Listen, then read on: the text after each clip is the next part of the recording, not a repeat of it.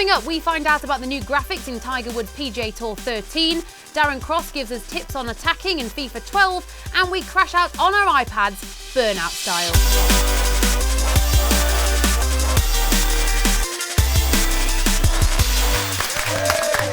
Welcome to PWNED. I'm Sian Welby. And I'm Matt Cuttle. Now, you may have noticed a brand new navigation bar above our heads here, full of all the things in the show we like to call items. You can click on any of those to go straight to them, or if you're the more patient sort, just sit back, relax, and enjoy the ride. Absolutely. Also, remember you can subscribe to us by clicking on the lovely link over here. Now, normally at this point in the show, we'd throw to the latest EA news, but there's no need to do that anymore because we've just launched a brand new weekly news show called EA Update. We have indeed. Now, to find that, all you need to do is go on ea.com/UK or go on YouTube, probably by typing in EA Update into the search box, I would have thought. It's confusing, that. What? Well, the fact that I was saying there is no news is technically in itself news. Don't you worry yourself about that. Now, Burnout Crash is now available on iOS, and we sent out newly indoctrinated PWNED member Julia Hardy to Criterion to find out how things can go cataclysmically wrong with just the flick of a wrist. Don't. So Richard, for anyone who hasn't seen Burnout Crash before, and for shame, tell us about it just really quickly. What is the game? So it's a kind of crazy mix of retro music, pinball and car crashes, where you can basically unleash your road rage on unsuspecting cars, blow up everything in sight and set off huge disasters. Do you think the game benefits from having a touchscreen interface now? We really wanted it to feel tactile, so rather than just tapping the screen, we wanted to get flicking in there, because then you really feel like you're flicking the cars around. Yeah, As you drive into the intersection, the car will follow your finger, so a little arrow will come out of the car when you press the screen. And then once you've hit the traffic and you've crashed, you flick the car around. So you flick it to nudge it, and then when the crash breaker bar's full, the car will explode and your flick will do an extra big push on the car and send it flying.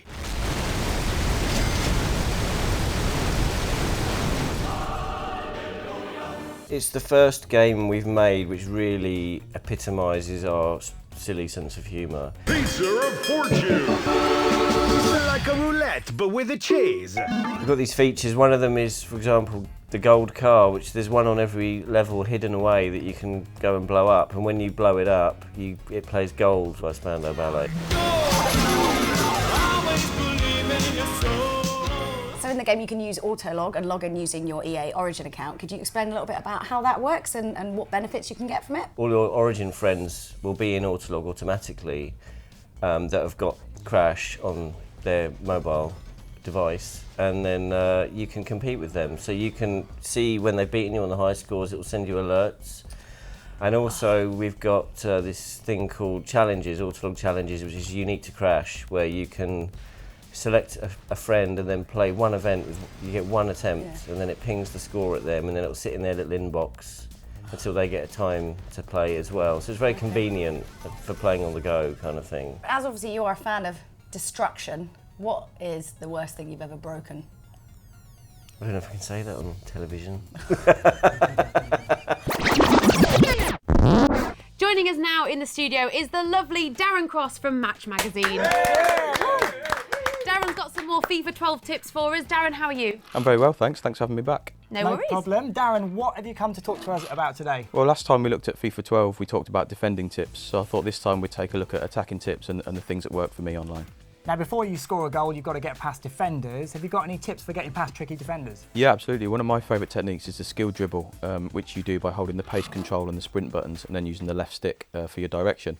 And what this allows you to do is move really precisely in spaces around the box, around players. It's really handy for taking players on. What I find the best thing about skill dribble is that hardly anybody uses it, so therefore hardly anybody knows how to defend against it because they can't predict where you're going to go next. So I definitely recommend that viewers practice skill dribble. So once you've mastered the dribbling and you're almost, heading towards the goal, what next? Well, I like to go around the goalkeeper. I find that that's a much more reliable way of scoring. So the way I do this is by using the right stick. And what you do is you wait for the goalkeeper to rush towards you, and as soon as he looks like he's going to go down at your feet, nudge the right stick at an angle to the left or the right, and you should find that your player either pushes the ball past him and you have an open goal to shoot into, or you'll be brought down by the keeper and you'll get a penalty. What about tips for crossing? Because I find most of the time I cross the ball and it just gets headed away. So have you got any tips there for scoring? Yeah, my favourite type of cross is the low cross, which you can do by triple tapping the cross button. And there are a lot of things I like about this. When you drill the ball in along the floor like that, it's very difficult to defend against. There's a lot of players in the box. It can hit a defender, it can bounce in the goal, and often you see own goals. Occasionally the keeper will parry it out and it'll go straight to your striker anyway. Or you'll just get a tap in. You make it sound so easy, Darren. What other attacking tips have you got for us? Yeah, I'd say that one of the main things in FIFA 12 when you're in possession is to be patient. What you tend to find is if you keep the ball for a few seconds and don't go sort of blindly charging forward, the other player will become quite anxious to win it back, and then they get a bit pressy. You know, as they used to do in FIFA 11, they overuse the press button. In FIFA 12, it's contain or secondary contain. And if you keep the ball for long enough, you'll find that eventually they start to contain and secondary contain a bit too much.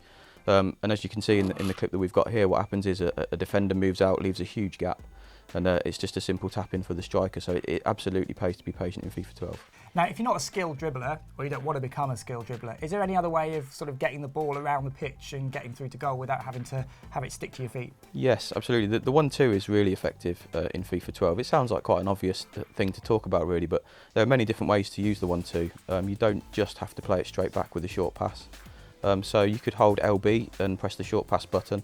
This will play it off to the first man, and then you've got loads of options then when that guy gets the ball. He can hold on to it rather than play it straight back. He could play it back with a through pass, or he could play it back with a lofted through pass, and it's a fantastic way to move past defenders, particularly the last line of defence. I find it works especially well if, as we said earlier about other teams pressing too much. Just as they start to get a bit too eager, they'll press your strike force, a quick 1-2, and you should be away and into space. Bang! In we go. I feel sorry for this guy online that's been playing against you. I bet he didn't know what was going on. I don't know what to say to that. Whilst Tiger Woods has been finding his form again on the greens, those very same greens have been looking better than ever in Tiger Woods PGA Tour 13. In fact, for this year's game, the team at EA Tiburon went back to the drawing board, literally, for the animation and graphics. So, I went off to Florida, I know, my job is hard, to find out more. So Peyton, what changes have you made to the graphics for Tiger Woods PGA Tour 13?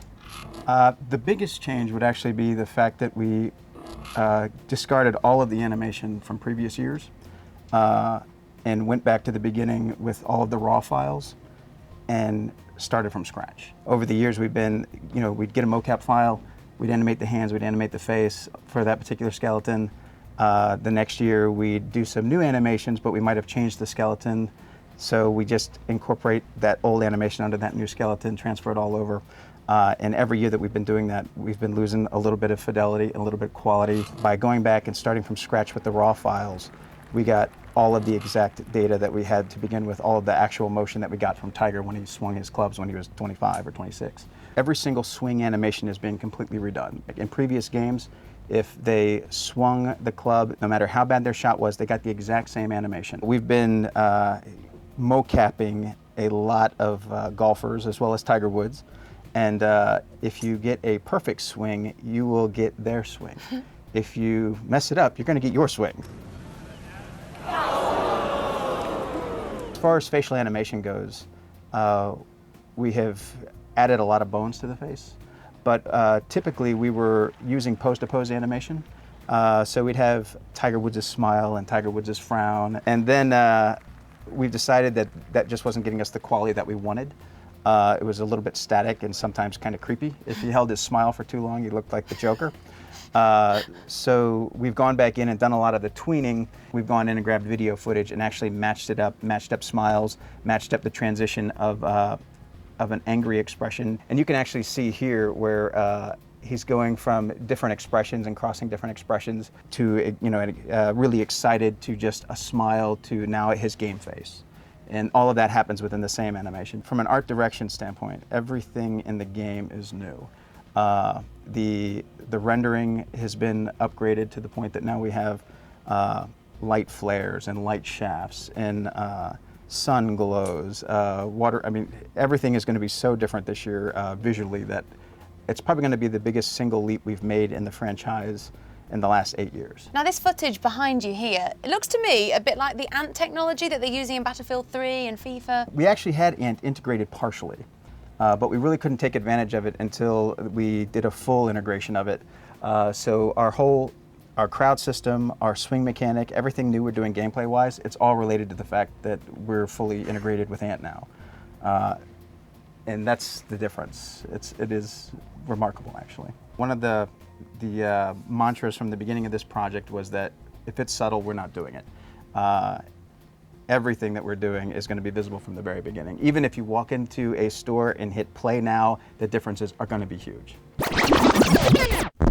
Tiger Woods PGA Tour 13 there. And while I was out there, the nice folk at EA Sports gave me some limited edition goodies that we'll be giving away on the next show. Right, that's your lot for this show. Thanks for watching. Do join us in a couple of weeks' time where we'll be checking out Medal of Honor Warfighter, and I'll be getting all geared up for Euro 2012. That's after I've served my 3-match ban, obviously. Yeah, you really shouldn't have gone in two-footed on that granny. Anyway, if you haven't already, why not have a play with some of the stuff on screen where you can subscribe to us on YouTube, and there's also links to Facebook and Twitter, whatever they are. We'll see you next time. Bye!